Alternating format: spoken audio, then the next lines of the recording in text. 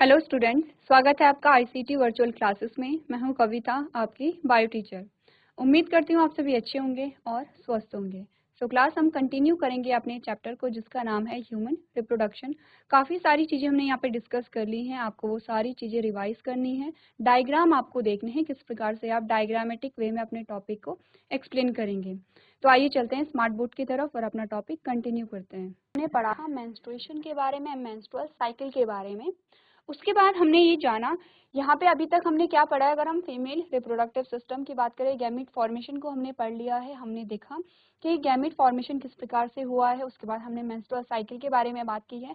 अब ये सारी चीज़ें जो हो रही हैं, यहाँ पर क्या होता है, हार्मोन्स का भी इम्पॉर्टेंट रोल होता है। क्या होगा यहाँ पे, जो हार्मोन्स हैं वो भी इम्पॉर्टेंट रोल प्ले करेंगे। तो आज हम यही जानेंगे कि यहाँ पे मेंस्ट्रुएशन हो रही है, ओव्यूलेशन हो रहा है, या फिर गैमीट का फॉर्मेशन हो रहा है। इन सभी में जो हार्मोन्स हैं उनका क्या रोल होता है। चलिए, तो अभी तक हमने क्या बात की थी। हमने कहा था दो प्रकार के हार्मोन्स यहाँ पे रिलीज होते हैं, जिसे हमने LH और FSH कहा था। तो क्या होगा यहाँ पे, सेम यही चीजें हमने कहाँ पढ़ी थी जब हम यहाँ पे स्पर्मेटोजेनेसिस के बारे में बात कर रहे थे। तब हमने देखा था कि हार्मोनल कंट्रोल के बारे में हमने बात की थी। तो हमने क्या देखा, हमने कहा जो हाइपोथैलेमस है हमारे ब्रेन में, हाइपोथैलेमस होगा,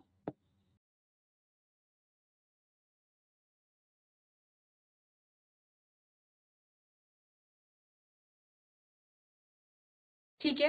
हाइपोथैलेमस से हमने कहा गोनेडोट्रोपिन रिलीजिंग हार्मोन यहाँ पे रिलीज हो रहा है, GnRH। ठीक है, ये कहाँ जाएगा, पिट्यूटरी में जाएगा।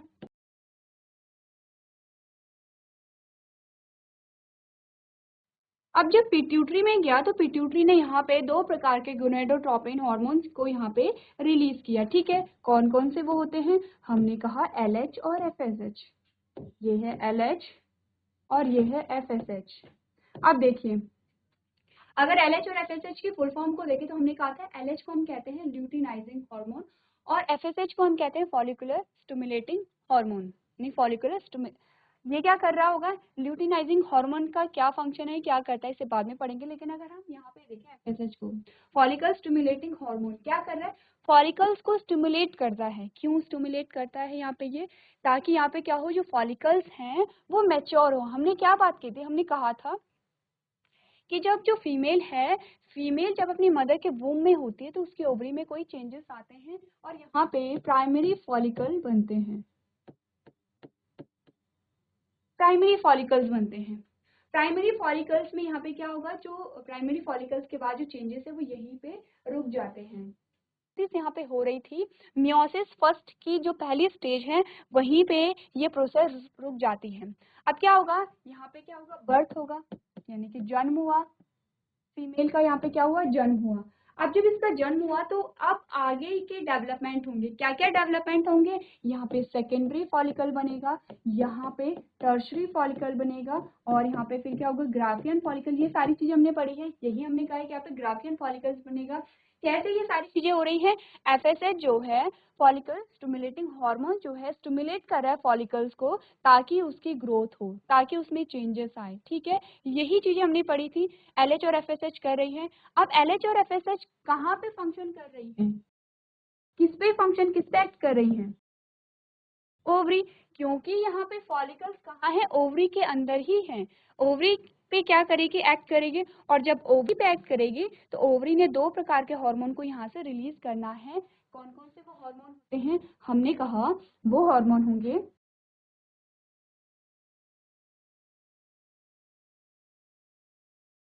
एक होगा एस्ट्रोजन, एक होगा प्रोजेस्टेरॉन।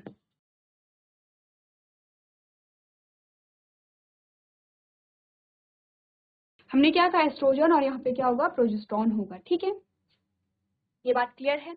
अब इसी चीज को हमें पढ़ना है। देखिए, हमारा सार ये है और हमें ये देखना है कि क्या हुआ जब यहाँ पे हाइपोथैलेमस ने गोनाडोट्रोपिन रिलीजिंग हार्मोन को रिलीज किया पिट्यूटरी में, फिर GnRH किया, पिट्यूटरी को स्टिमुलेट किया, पिट्यूटरी ने यहाँ पे दो प्रकार के हार्मोन को रिलीज किया, LH और FSH को यहाँ पे रिलीज किया।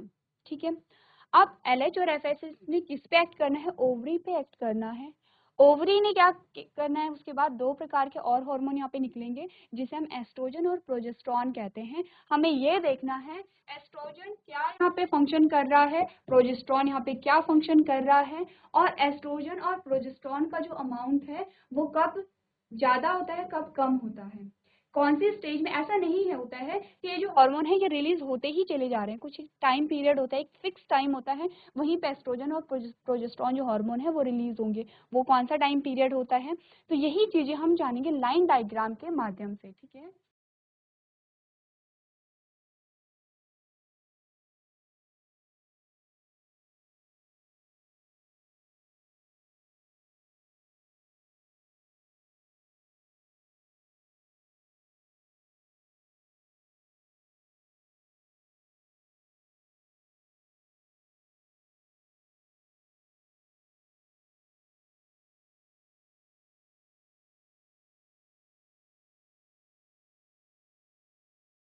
ये हम यहाँ पे क्या बना रहे हैं, इस टेबल के माध्यम से हम ये जानेंगे कि इस फेज में क्या हो रहा है, ठीक है।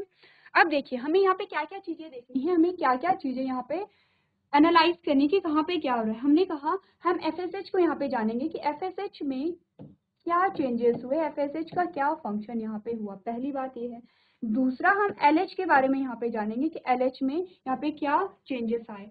अब एफएसएच और एलएच कहाँ पे फंक्शन कर रहे हैं, तो यहाँ पे एलएच और एफएसएच ने क्या किया, ये कहाँ पे एक्ट करेंगे, हमने कहा ओवरी पे एक्ट करेंगे। और ओवरी पे किस पे एक्ट कर रहे हैं, जो हमारे फॉलिकल्स होते हैं फॉलिकल्स पे एक्ट करेंगे, क्योंकि हमने क्या कहा था, अगर यहाँ पे फॉलिकल्स डेवलप हो रहे हैं तो किसकी वजह से हो रहे हैं, एलएच और एफएसएच की वजह से हो रहे हैं। अब हम जानेंगे जो ओवेरियन फॉलिकल्स हैं, यहाँ पे हम फॉलिकल्स के बारे में जानेंगे। फॉलिकल्स के बारे में हम जानेंगे। अब क्या वो फॉलिकल्स कहाँ पे है, ओवरी में है। हमने कहा जब यहाँ पे एलएच एफएसएच ने ओवरी पे एक्ट किया तो यहाँ पे दो प्रकार के क्या होंगे, हॉर्मोन्स रिलीज होंगे। कौन कौन से हैं, पहला एस्ट्रोजन के बारे में हम जानेंगे और दूसरा प्रोजेस्टेरॉन के बारे में जानेंगे।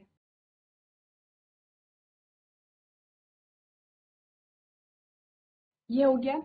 और लास्ट में हम बात करेंगे यहाँ पे एंडोमेट्रियम की। एंडोमेट्रियम क्या होती है, हमने प्रीवियस लेक्चर में एंडोमेट्रियम को जाना है।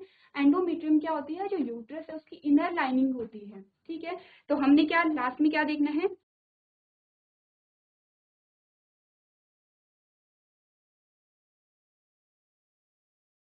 ये है एंडोमेट्रियम, ठीक है।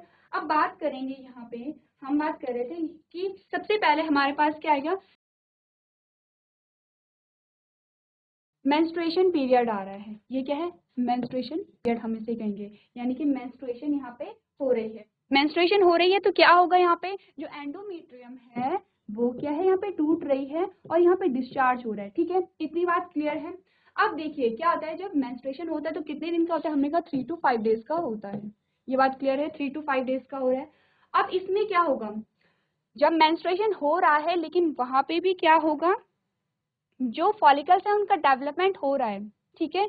यानी कि जब यहाँ से 3 to 5 डेज का होता है, फॉर एग्जाम्पल हमने कहा कि जो डे 1 से यहाँ पे क्या है, कोई भी आप मंथ ले लीजिए और ये क्या है, डेट यहाँ पे क्या है, एक यहाँ पे तारीख है, एक तारीख से यहाँ पे 3 या 5 तक के, एक या 1 से 5 के बीच में ये जो पीरियड है वो चल रहा है, ठीक है। लेकिन एक से ही यहाँ पे क्या होगा, जो फॉलिकल्स है उनका डेवलपमेंट शुरू हो जाता है। हमने क्या कहा कि जब यहाँ पे एक साइकिल हो रही है इसका मतलब है एक ओवम मैच्योर हो रहा है, ठीक है। अब एक ओवम मैच्योर हो रहा है, वो क्या होगा फिर, डिजनरेट होगा, क्योंकि यहाँ पे फर्टिलाइजेशन नहीं हुआ है।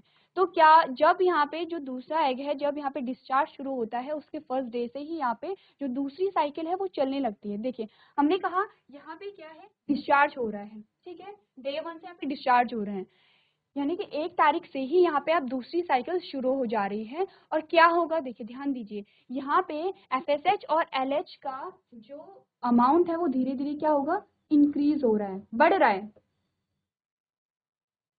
एलएच और एफएसएच का जो सिक्रीशन है वो बढ़ रहा है। जब एलएच और एफएसएच का सिक्रीशन यहाँ पे बढ़ा तो क्या हुआ, देखिए जो फॉलिकल्स थे वो पहले क्या है, छोटा सा है।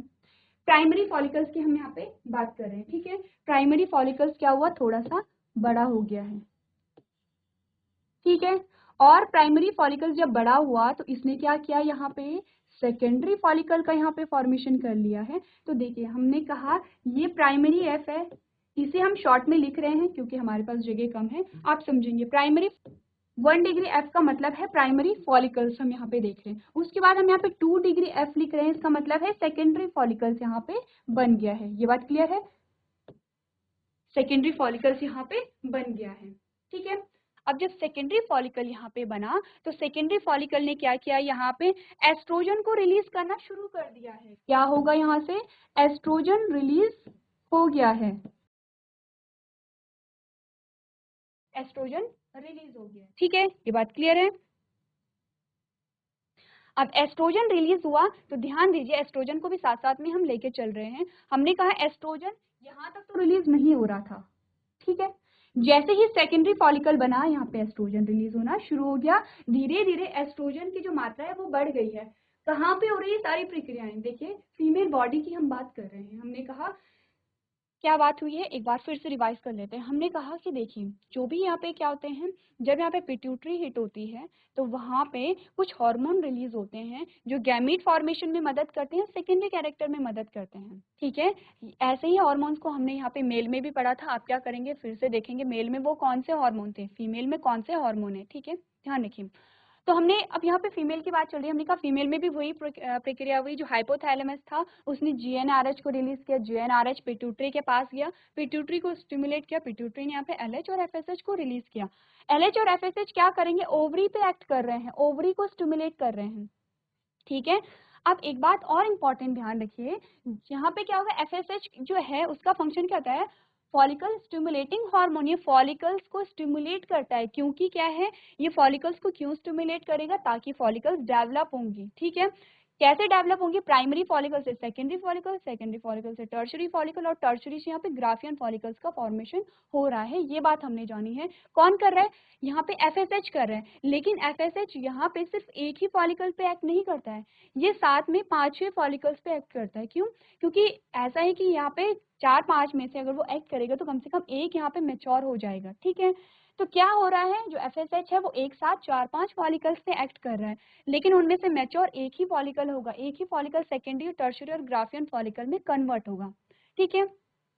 जैसे ही यहाँ पे ध्यान दीजिए, जैसे ही यहाँ पे एस्ट्रोजन रिलीज हुआ, एस्ट्रोजन ने यहाँ पे क्या किया, नेगेटिव फीडबैक देना शुरू कर दिया, कि जितना एस्ट्रोजन यहाँ पे रिलीज होगा उतना यहाँ पे क्या होगा, नेगेटिव फीडबैक देना ये शुरू कर देगा। क्योंकि यहाँ पे क्या है, अब टर्शरी फॉलिकल देखिए क्या हो रहा है, एलएच और एलएसएच यहाँ पे रिलीज हो रहे हैं। उसके बाद क्या हुआ, प्राइमरी जो फॉलिकल है वो सेकेंडरी फॉलिकल में क्या हो गया है, कन्वर्ट हो गया है।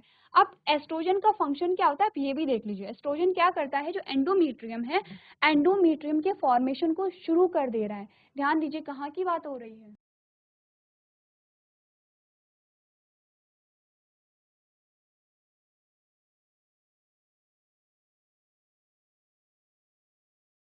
ये जो लेयर है, ये जो लेयर है, ये जो लेयर है क्या है, ये एंडोमेट्रियम है। इस एंडोमेट्रियम का फॉर्मेशन स्टार्ट हो गया। क्यों, क्योंकि हमने क्या कहा था, पहला जो फेज हमारे पास आता है वो मेंस्ट्रुएशन का है। ये जो मेंस्ट्रुएशन पीरियड, एमपी हमने क्या लिखा है, मेंस्ट्रुएशन पीरियड लिखा है, ठीक है।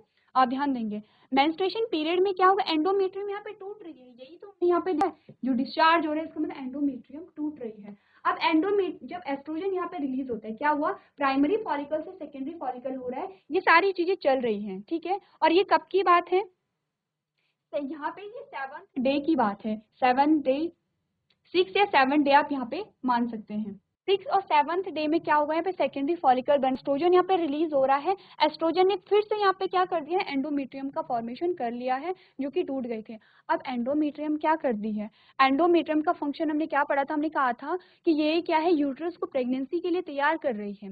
ये जो एंडोमेट्रियम होती है, जो यहाँ पे एम्ब्रियो डेवलप होगा उसकी नरिशमेंट के लिए इंपॉर्टेंट होती है, ठीक है। तो एस्ट्रोजन ने क्या किया, एंडोमेट्रियम का फॉर्मेशन यहाँ पे स्टार्ट कर दिया। साथ ही साथ एस्ट्रोजन एक और काम करता है, ये क्या करता है, नेगेटिव फीडबैक दे देता है एफएसएच को। क्यों, क्योंकि देखिए जो एफएसएच है वो फॉलिकल्स को स्टिमुलेट कर रहा था ताकि उनका डेवलपमेंट हो सके। अब यहाँ पे हमारे पास जो एक फॉलिकल है वो डेवलप होनी शुरू हो गई, इसी से ओवम बनेगा, इसी से क्या होगा, एग रिलीज होगा। तो सेकेंडरी फॉलिकल ने यहाँ पे क्या किया, यहाँ पे क्या किया, जो जो यहाँ पे FSH था उसे नेगेटिव फीडबैक देना शुरू कर दिया, और जब नेगेटिव फीडबैक देना शुरू किया, यानी उसने नेगेटिव फीडबैक क्यों दिया, ताकि FSH का जो अमाउंट है, जो वो सिक्रीट हो रहा है, जो वो रिलीज हो रहा है, उसका अमाउंट कम हो जाए। क्यों कम हो जाए?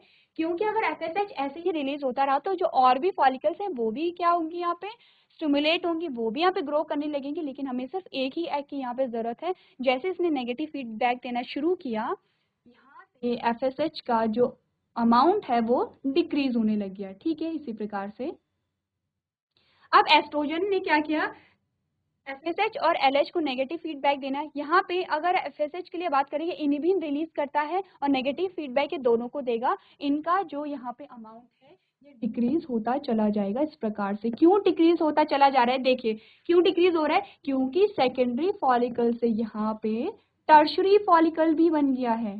ठीक है, टर्शरी फॉलिकल, TF हम लिख रहे हैं टर्शरी फॉलिकल, और टर्शरी फॉलिकल से यहाँ पे क्या बना है, ग्राफियन फॉलिकल्स का फॉर्मेशन हो गया है। ग्राफियन फॉलिकल को हम GF यहाँ पे लिख दे रहे हैं। ये बात क्लियर है? यहाँ तक की बात क्लियर है? अब एस्ट्रोजन यहाँ पे बढ़ता चला जा रहा है क्योंकि ये भी एस्ट्रोजन रिलीज कर रहे हैं, एस्ट्रोजन रिलीज हो रहा है यहाँ से। ठीक है, तो एस्ट्रोजन का जो प्रोडक्शन है वो यहाँ पे बढ़ता चला जा रहा है। एस्ट्रोजन क्या है, बढ़ता चला जा रहा है अभी तक। ठीक है, अगर प्रोजेस्टेरॉन की बात करें तो प्रोजेस्टेरॉन का अभी कोई भी यहाँ पे नाम नहीं आया है, इसीलिए प्रोजेस्टेरॉन यहाँ पे अभी क्या है, स्ट्रेट लाइन में है। प्रोजेस्टेरॉन अभी स्ट्रेट लाइन पे है, प्रोजेस्टेरॉन पे कोई भी यहाँ पे फर्क नहीं पड़ा है। एक और ध्यान दीजिए, हमने कहा एस्ट्रोजन जैसे ही रिलीज हुआ एंडोमेट्रियम फिर से बननी शुरू हो गई है। एंडोमेट्रियम फिर से बननी शुरू हो गई है। ये आपको ग्राफ दिखाया जा रहा है कि जो एंडोमेट्रियम पहले क्या हुई थी, पहले में ये एंडोमेट्रियम टूट रही थी, अब एंडोमेट्रियम बनने लगी है। सेकंड में क्या क्या चीजें यहाँ पे हो रही हैं, तो फॉलिकल्स डेवलप हो रही हैं, इसीलिए इसे फॉलिकुलर फेज कह सकते हैं। फेज से कहेंगे,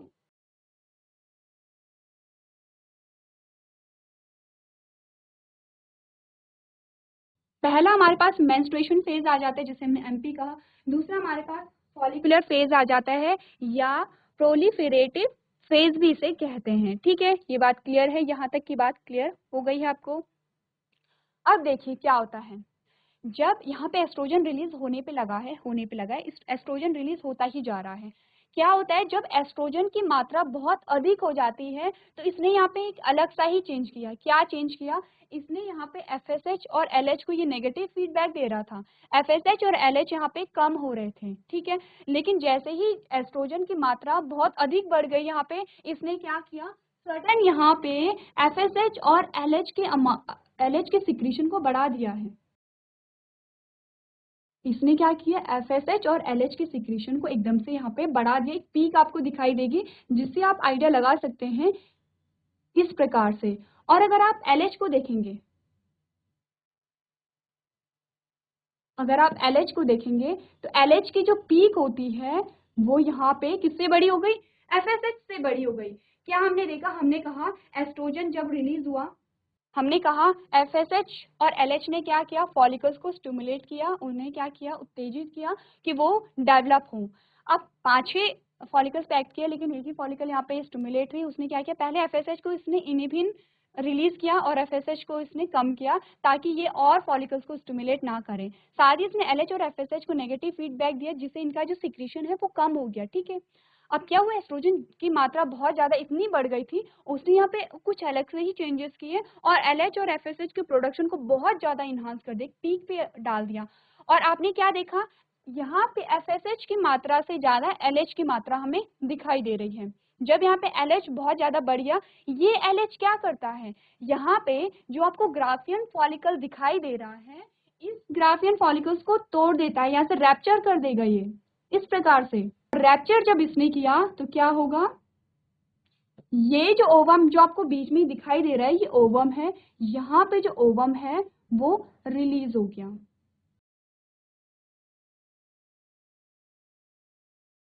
ठीक है, ये बात क्लियर है। ओवम यहाँ पे रिलीज हो गया, किसने किया? एलएच ने किया। ध्यान दीजिए, अगर एफएसएच का हम काम देखें, ये फॉलिकल्स को ग्रो करने में मदद कर रहा है, यानी कि प्राइमरी से सेकेंडरी, सेकेंडरी से टर्शियरी, टर्शियरी से ग्राफियन फॉलिकल्स का यहाँ पे इसने निर्माण किया। एलएच का अगर हम देखें, अब यहाँ पे क्या है, एलएच ने क्या किया, जो ग्राफियन फॉलिकल था उसे तोड़ दिया, उसे रैप्चर कर दिया। क्यों? क्योंकि यहाँ पे जो ओवम है वो डेवलप हो गया है, ओवम रिलीज हो गया। पहली बात तो ये हो गई। अब ओवम रिलीज होने को हम क्या कहते हैं?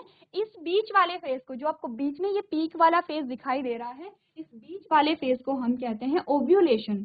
क्या हुई यहाँ पे? हमने कहा ओव्यूलेशन की प्रोसेस यहाँ पे हो गई है।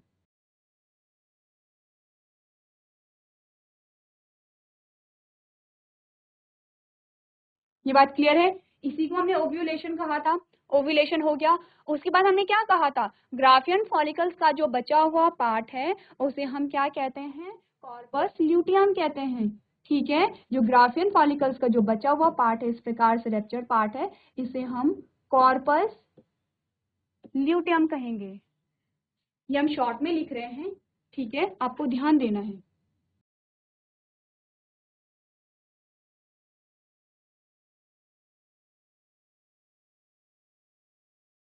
कॉर्पस ल्यूटियम कहते हैं। ठीक है, ये बात क्लियर है। अब देखिए ओवम का क्या होगा, हमें पता है यहाँ पे क्या थी? ओवरी थी, ओवरी में ओवम था, ओवम रिलीज हुआ, ओव्यूलेशन हुआ और कहाँ पे चला गया है? फैलोपियन ट्यूब के एम्प्यूला वाले पार्ट में चला गया है। ये बात हमें पता है, इसीलिए ये डायग्राम अब हम हटा देंगे, क्योंकि हमें यहाँ पे क्या करना है? फेजेस का नाम लिखना है कि किस फेज में क्या हो रहा है। ये बात क्लियर है? कॉर्पस ल्यूटियम हो गया। अब कॉर्पस ल्यूटियम क्या करेगा? देखिए, ये करेगा, जो प्रोजेस्टेरॉन हार्मोन है उसे रिलीज करेगा। पी से आपको प्रोजेस्टेरॉन हार्मोन में दिखा रही हूँ, और यहाँ पे आपको जो फॉलिकल्स है वहां पे मैंने ई से आपको क्या बताया है? एस्ट्रोजन को डिनोट किया है। अब ये प्रोजेस्टेरॉन को रिलीज करेगा। ठीक है, ये है प्रोजेस्टेरॉन। ये एस्ट्रोजन को भी रिलीज करेगा, लेकिन बहुत कम अमाउंट में करेगा। ज्यादा क्या करेगा? प्रोजेस्टेरॉन करेगा। और प्रोजेस्टेरॉन को हम क्या कहते हैं? हम इसे कहते हैं प्रेगनेंसी हार्मोन। ध्यान दीजिए, प्रोजेस्टेरॉन को क्या कहा जाता है? प्रेगनेंसी हार्मोन कहा जाता है। अब क्या होगा? जो प्रोजेस्टेरॉन है उसकी जो मात्रा है वो धीरे धीरे यहाँ पे बढ़ रही है। ठीक है, ये इस प्रकार से यहाँ पे बढ़ रही है। प्रोजेस्टेरॉन की जो मात्रा है वो यहाँ पे बढ़ गई है। प्रोजेस्टेरॉन क्या करता है फिर यहाँ पे?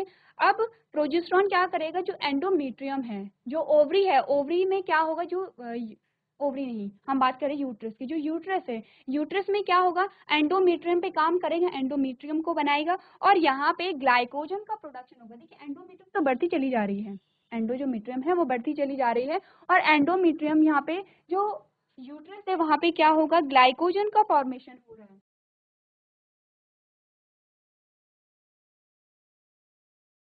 इसका फॉर्मेशन होगा, यहाँ पे ग्लाइकोजन का फॉर्मेशन हो रहा है। क्या है ग्लाइकोजन? देखिए, ग्लाइकोजन है, आप फूड मटेरियल इसे समझ सकते हैं, भोजन इसे समझ सकते हैं, इसे न्यूट्रिएंट समझ सकते हैं।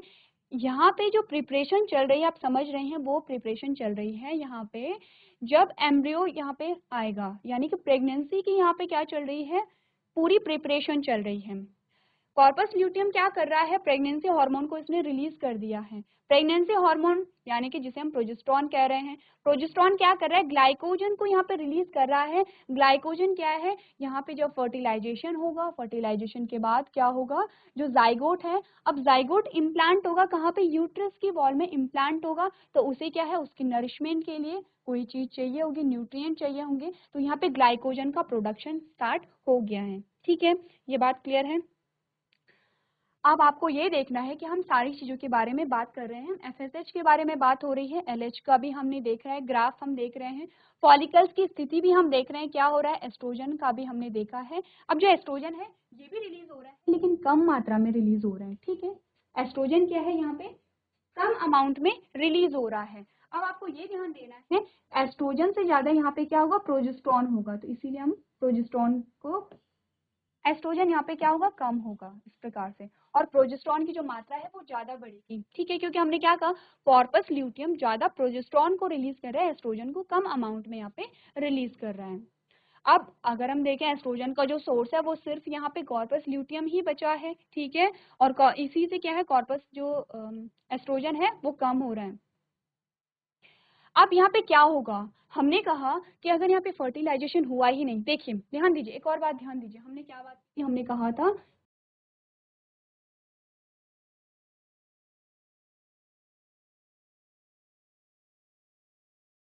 हमने कहा यहाँ पे क्या है, ओवम आ गया है। जब यहाँ पे ओवम आ गया तो इसकी लाइफ कितनी होती है, हमने कहा 24 हार्स होती है, 24 घंटे तक ही यहाँ पे ओवम रहेगा। फर्टिलाइजेशन हो गया तो ठीक है, नहीं हुआ तो ये जो ओवम है वो डिजनरेट हो जाएगा, वो रिलीज हो जाएगा, ठीक है। अब यहाँ पे फर्टिलाइजेशन हुई ही नहीं, तो जब फर्टिलाइजेशन नहीं होगी तो जो कॉर्पस ल्यूटियम है उसकी डेथ हो जाएगी। कॉर्पस ल्यूटियम की यहाँ पे क्या हो गई है, डेथ हो गई है। क्योंकि यहाँ पे क्या कॉर्पस ल्यूटियम का काम कब था, जब यहाँ पे प्रेगनेंसी हो जाती है और प्रेगनेंसी हार्मोन यहाँ पे काम करने लगता है। प्रेगनेंसी हुई नहीं, फर्टिलाइजेशन हुआ नहीं, कॉर्पस ल्यूटियम की यहाँ पे क्या हो गई है, डेथ हो गई है। क्या होगा अब जब कॉर्पस ल्यूटियम की डेथ हो गई है, तो यहाँ पे प्रोजेस्टेरोन हार्मोन है उसका जो प्रोडक्शन है वो भी कम हो जाएगा यहाँ पे, ठीक है, कम हो गया उसका प्रोडक्शन। उसके बाद हमने कहा कि जब प्रोजेस्टेरोन हार्मोन ही नहीं रहेगा, क्या कर रहे थे एस्ट्रोजन और प्रोजेस्टेरोन, वो सिर्फ एंडोमेट्रियम को मेंटेन कर रहे थे।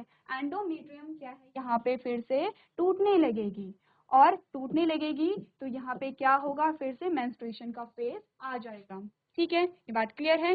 क्या हुआ, हमने कहा कॉर्पस ल्यूटियम की डेथ हो गई है, एस्ट्रोजन हार्मोन्स का जो अमाउंट है वो एकदम से डाउन हो गया है, प्रोजेस्टेरोन का हार्मोन का जो प्रोडक्शन है वो एकदम से डाउन हो गया। अब जब ये ही सारी चीजें डाउन हो गई हैं और यहाँ पे क्या होगा, एलएच और एफएसएच भी यहाँ पे कम होते चले जाएंगे, क्योंकि क्या हो रहा है, यहाँ पे नेगेटिव फीडबैक इन्हें मिल रहा है, ठीक है, यहाँ पे क्या होगा, नेगेटिव फीडबैक इन्हें मिलेगा, क्योंकि क्या है कॉर्पस ल्यूटियम यहाँ पे डिजनरेट हो गया है। अब यहाँ पे एस्ट्रोजन प्रोजेस्टेरोन नहीं रहे हैं, जो एलएच और एफएसएच है उनमें भी नेगेटिव फीडबैक आ गया है, तो क्या होगा, एंडोमेट्रियम यहाँ पे टूट गई है। तो इसमें क्या हुआ, इस फेज को क्या नाम हम यहाँ पे दे हैं, इसे हम कहते हैं ल्यूटियल फेज, क्योंकि यहाँ पे क्या है कॉर्पस ल्यूटियम का फॉर्मेशन हो रहा है, इसे हम ल्यूटियल फेज यहाँ पे कहते हैं। और यहाँ पे फिर से क्या हो गई है, जो मेंस्ट्रुएशन फेज है वो स्टार्ट यहाँ पे हो गया है। अब आपको एक चीज ध्यान रखनी है, देखिए यहाँ पे हमने कहा ओव्यूलेशन हो रहा है 14th डे में, यानी कि